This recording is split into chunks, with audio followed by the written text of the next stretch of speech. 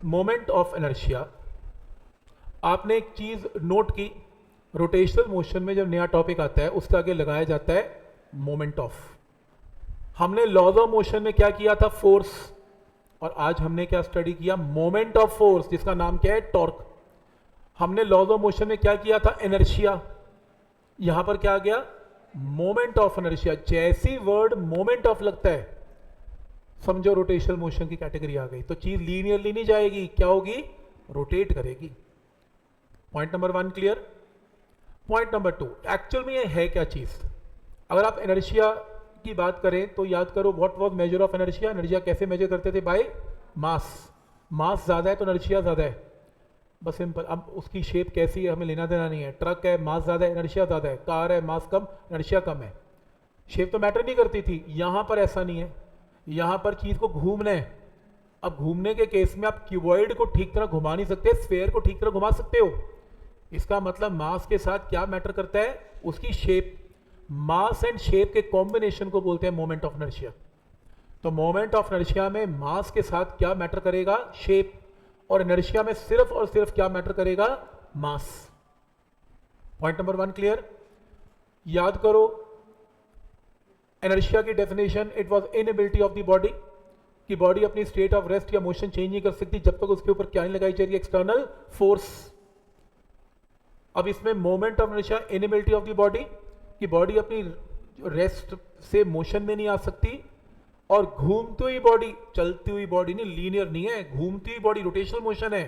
घूमती हुई बॉडी रुक नहीं सकती, खड़ी हुई बॉडी घूम नहीं सकती, घूमती हुई बॉडी रुक नहीं सकती जब तक उसके ऊपर क्या ना लगाई जाए, फोर्स नहीं, टॉर्क।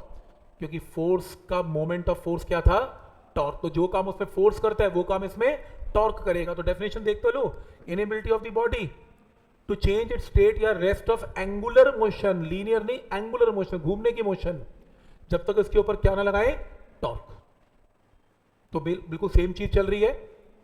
इस टॉपिक को करने से पहले मैं आपको एक लाइन में समझाता हूं ये चैप्टर चलेगा कैसे, और आपको एकदम क्लैरिटी हो जाएगी हम किस स्टेज में इस चैप्टर में और आगे कैसे चलना है। और मजे की बात, ये चैप्टर आपको 80% ऑलरेडी आता है, सिर्फ मोमेंट और इनर्शिया को छोड़ के। कैसे, लीनियर मोशन से शुरू करते हैं। लीनियर मोशन एक क्या है, रोटेशनल मोशन। याद करो, जो काम x करता है वो काम इसमें थीटा करेगा, v का काम ओमेगा करेगा, a का काम अल्फा करेगा, ये चीज की। उसके बाद मास, जो काम इनर्शिया करता है वो काम इसमें मोमेंट ऑफ इनर्शिया करेगा। इसका सिंबल क्या होता है, I। वो m करता है, यहां पर I करेगा। रिलेट कर पा रहे हो। नेक्स्ट, जो काम इसमें फोर्स करेगा वो काम इसमें टॉर्क करेगा। न्यूटन का लॉ क्या कहता है, F is equal to M into A, यही है। और यहां पर torque is equal to M की जगह आई, ए की जगह, लो हो गया एक फॉर्मूला, टॉर्क इज अल्फा। बहुत न्यूमेरिकल आएंगे इसमें। नेक्स्ट, जो काम इसमें P करता है लीनियर मोमेंटम, वो काम इसमें कौन करता है, एंगुलर मोमेंटम, कि बॉडी का एंगुलर मोशन कितना है उसको एंगुलर मोमेंटम बोलते हैं। अर्थ बहुत तेज घूमती है, अर्थ का मास भी बहुत ज्यादा है, उसका एंगुलर मोमेंटम बहुत ज्यादा है। तो लीनियर मोमेंटम की जगह एंगुलर मोमेंटम। न्यूटन का law, F is equal to क्या, dp बाय dt। बोलो यहां पे रोटेशनल में फोर्स की जगह टॉर्क, dy dt ऑफ क्या, L। ये तो सेम ही कॉपी चल रही है, बस चीज को घुमाना है। हमने जब फर्स्ट लेक्चर शुरू किया हमने क्या किया, काइनेमेटिक्स, रोटेशनल काइनेमेटिक्स याद करो। हमने ओमेगा और अल्फा के न्यूमेरिकल किए थे लास्ट टाइम। ये पहला फेज था, देख रहे हो, फर्स्ट फेज, ये खत्म हो चुका।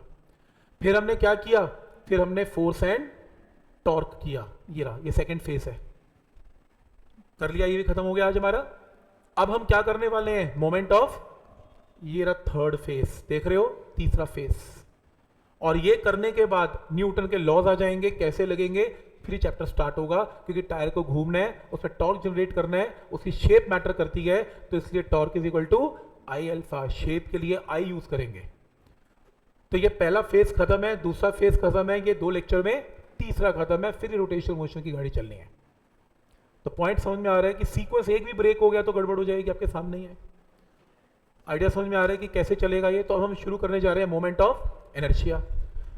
किसी भी बॉडी का मोमेंट ऑफ इनर्शिया निकलता कैसे है? रूल नंबर 1, सबसे पहले शुरू करेंगे पॉइंट मास। पॉइंट मास एक ऐसा मास है जिसकी कोई शेप नहीं है, रिंग डिस्क की बात नहीं कर रहा, पॉइंट मास। तो रूल नंबर 1, अगर ये एक्सिस है और आपका पॉइंट मास इस एक्सिस के अबाउट घूम रहा है इन अ रेडियस ऑफ आर, तो इस पॉइंट मास का मोमेंट ऑफ इनर्शिया निकालने का तरीका है m इंटू आर का स्क्वायर। इसको बॉक्स में डाल लें। ये फॉर्मूला किसके लिए वैलिड है? पॉइंट मास के लिए वैलिड है, ये याद करना पड़ेगा। तो किसी भी पॉइंट मास का मोमेंट ऑफ इनर्शिया निकालने का तरीका क्या रहेगा? M R square. कोई डाउट इसमें? Point number 1 clear. Point number 2, कोई स्टूडेंट कहता है कि सर ये क्या बात बनी? मैंने कहा क्या हुआ? कहता है जी मेरे पास जो बॉडी है पॉइंट मास है ही नहीं। मैंने कहा तेरे पास क्या है? कहता है मेरे पास तो डिस्क है और मैं तो उसको ऐसे घुमा रहा हूं। अब इसका मोमेंट ऑफ इनर्शिया क्या होगा इस एक्सिस के अबाउट? तो मैंने कहा देख एक काम कर, m1 ले ले, m2 ले ले, m3 ले ले, m4 ले ले, m5 ले ले, m6 ले ले, mn ले ले, इसमें कितने पार्टिकल्स हैं सब ले ले, उसका एक्सिस से डिस्टेंस निकाल ले। जैसे m1 का डिस्टेंस r1 है, m2 का r2 है, m3 का r3 है, m4 का r4 है। तो कुछ मत करियो, पहले पॉइंट मास का मोमेंट ऑफ इनर्शिया क्या है? m1 r1 square, m2 r2 square, m3 r3 square, mn rn square. तो जितने भी पार्टिकल्स हैं सबका पॉइंट मास का मोमेंट ऑफ इनर्शिया निकालता जा, ऐड कर ले, तेरे पास टोटल मोमेंट ऑफ इनर्शिया आ जाएगा। I done. वो कहते हैं इसमें पार्टिकल कितने हैं? मैंने कहा मुझे नहीं पता कितने हैं। तो निकलेगा कैसे? मुझको नहीं पता कैसे निकलेगा, मैं तरीका बता सकता हूँ। तरीका यही है, क्योंकि मेरे को तो पॉइंट मास ही आता है। तो फिर मैं क्या करूं? इंटीग्रेशन। ऑब्वियसली यार अब क्या करनी पड़ेगी, क्योंकि इतने बड़े नंबर ऑफ पार्टिकल तो पता नहीं, हम इंटीग्रेशन से फिगर्स का क्या निकालेंगे? Moment of inertia. पर जो मोमेंट ऑफ इनर्शिया आएगा, अगर मैंने शेप चेंज कर दी, कल को इस बॉडी की जगह मैंने ये बॉडी ले ली और इसका एक्सिस ये ले लिया, तो हर पार्टिकल की दूरी एक्सिस से चेंज हो गई, क्योंकि शेप चेंज हो गई। शेप चेंज होने से, डिस्ट्रीब्यूशन चेंज होने से, एक्सिस से डिस्टेंस चेंज होने से आई की वैल्यू क्या हो जाएगी? डिफरेंट। तो इसका मतलब बिल्कुल क्लियर है, अगर आप शेप चेंज करते हो तो आई की वैल्यू भी क्या हो जाती है? चेंज, क्योंकि डिस्टेंस हर पार्टिकल का क्या हो जाता है वहां से? चेंज। इसलिए मोमेंट ऑफ इनर्शिया किस पे डिपेंड करता है? मास ऑफ द बॉडी, उसका कितना मास है। जितना ज्यादा मास होगा उतने ही पार्टिकल्स m1 m2 m3 बनेंगे, उतना ही मोमेंट ऑफ इनर्शिया ज्यादा होगा।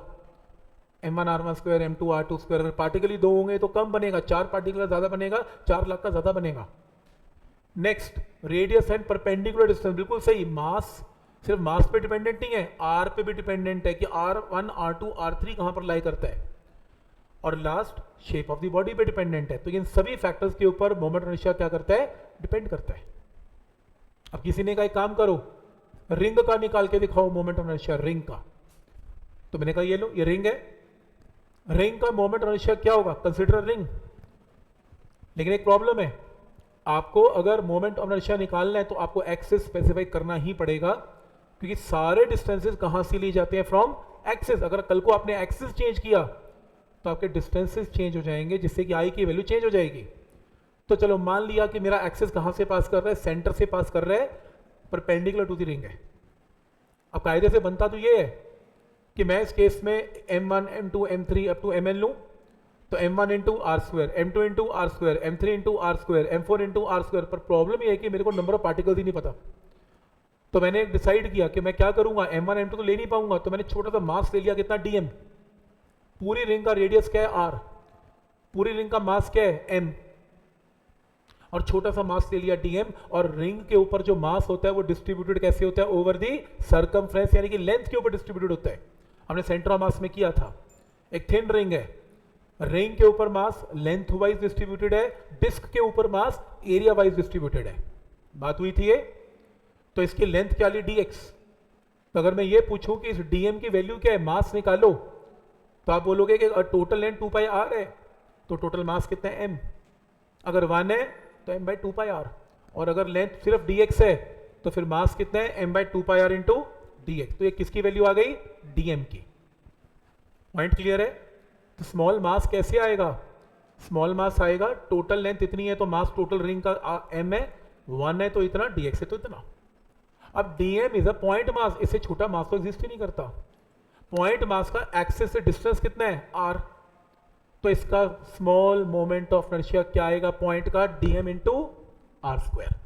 ये dm इंटू आर स्क्वायर किसका मोमेंट ऑफ इनर्शिया है? पॉइंट मास का, रिंग का तो नहीं है। इसको किससे रिप्रेजेंट करें? di के साथ। डी का मतलब स्मॉल मोमेंट ऑफ इनर्शिया पर पॉइंट मास, पर मेरे को dm की वैल्यू मालूम है, वो जो dm की वैल्यू है m by two pi R into D X, M by two pi R into D X, इसको उठा के यहां से यहां पुट करना है m by two pi R into D X. तो आपने स्मॉल मास को पुट कर दिया, स्मॉल मोमेंट ऑफ इनर्शिया आ गया, टोटल निकालना है तो दोनों तरफ क्या करनी पड़ेगी, आरसीआर कैंसिल, क्या करनी पड़ेगी, इंटीग्रेशन, जीरो से आए। अब देखो ना dx dx dx dx dx dx dx पूरी रिंग के लिए घुमाओ तो टोटल लेंथ क्या बनेगी 2 पाई आर, तो लिमिट क्या लगेगी 0 से 2 पाई आर। तो 1 डी क्या होता है आई, 1 dx की इंटीग्रेशन क्या देगी 2 पाई आर, तो 2 पाई से 2 पाई कैंसिल, आंसर क्या आ गया mr स्क्वायर। तो आज के बाद अगर मैं कहूं कि रिंग है और एक्सिस रिंग के सेंटर से पास कर रहा है, उसका मोमेंट ऑफ इनर्शिया क्या है, आप बोलोगे रिंग का मास इनटू उसका रेडियस का स्क्वायर। ये फॉर्मूला याद करना है, क्लियर। और चांस की बात है, पॉइंट मास का भी यही है और रिंग का भी यही है। आप कहोगे तो बढ़िया है, फिर तो हर किसी का mr स्क्वायर आता होगा, नहीं ये चांस की बात है, mr स्क्वायर है, डिस्क का स्क्वायर का डिफरेंट आता है। जैसे लास्ट है आज डिस्क, 2-3 मिनट का, ज्यादा नहीं है, डिस्क। तो अगर मेरे को डिस्क का मोमेंट ऑफ इनर्शिया निकालना है तो डिस्क का मास कैसे डिस्ट्रीब्यूटेड है ओवर इट्स एरिया। तो मान लो ये एक्सिस है, अब कोई कहता है जी ऐसे करो dm dm dm dm, कौन करेगा इतने बड़े एरिया में dm की इंटीग्रेशन। तो याद करो सेंटर ऑफ मास में किया था, डिस्क कैसे बनी हुई है, बहुत सारी रिंग से, रिंग के अंदर रिंग के अंदर रिंग के अंदर रिंग के अंदर रिंग, डिस्क। तो कोई भी एक रिंग पकड़ लो, क्योंकि तुम्हें रिंग का मोमेंट ऑफ इनर्शिया निकालना आता है, आपने अभी किया। तो आप एक काम करो, डिस्क का मास m है और रेडियस कैपिटल R है, आपने रास्ते में कोई भी एक रिंग पकड़ ली, ये रिंग पकड़ ली जिसका रेडियस स्मॉल r है और जिसकी थिकनेस कितनी है dr है। अब अगर मैं ये पूछूं इसका मास कितना है, तो इमेजिन करो टोटल डिस्क का मास तो m है, लेकिन रिंग का मास कितना है, छोटा सा dm है। तो dm मास ऑफ रिंग है। मैंने पूछा dm कैसे निकलेगा, तो कोई कहता क्योंकि मास एरिया वाइज डिस्ट्रीब्यूटेड है। तो अगर पूरी डिस्क है, पूरी डिस्क का एरिया पाई आर स्क्वायर है, तो बोलो मास कितना है m। अगर 1 है तो m by pi R square.